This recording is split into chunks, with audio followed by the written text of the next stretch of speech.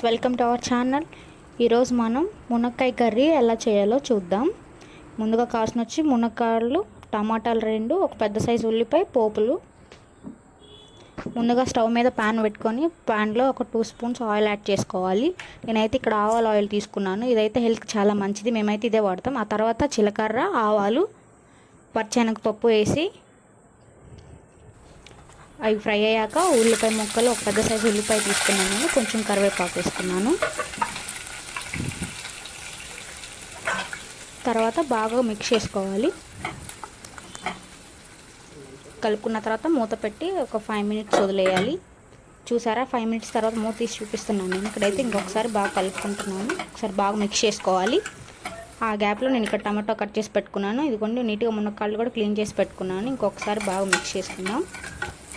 తర్వాత నేను ఇక్కడ మునక్కాయ ముక్కలు యాడ్ చేసుకుంటున్నాను. వేసుకున్న తర్వాత బాగా మునక్కాయ ముక్కలు, ఉల్లిపాయ బాగా కలిసేలాగా ఒకసారి బాగా కలుపుకోవాలి.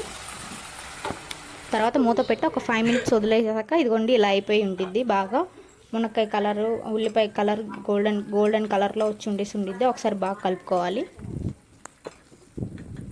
కలుపుకున్న తర్వాత మనం ఇప్పుడు ఇందాక కట్ చేసి పెట్టుకున్న 2 టమాటాలు ఉన్నాయి కదా, అవి అయితే యాడ్ చేసుకోవాలి.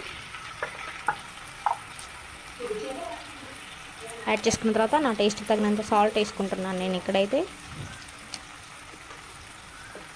సాల్ట్ వేసుకొని ఇంకొకసారి బాగా కలుపుకోవాలి.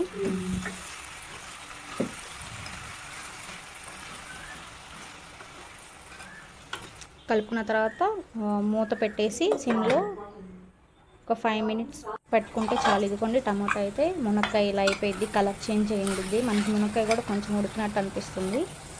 కలర్ అయితే మునక్కాయ కలర్ మారిద్ది.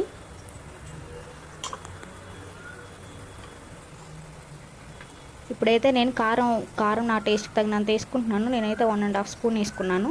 వేసుకొని బాగా కలుపుకోవాలి. నేను ఇక్కడైతే చూడండి బాగా కలుపుకుంటున్నాను. కర్రీని బాగా కలుపుకున్న తర్వాత నేను ఒక medium size glass water add చేసుకుంటున్నాను. వాటర్ వేసుకున్న తర్వాత ఇంకొకసారి బాగా కలుపుకోవాలి.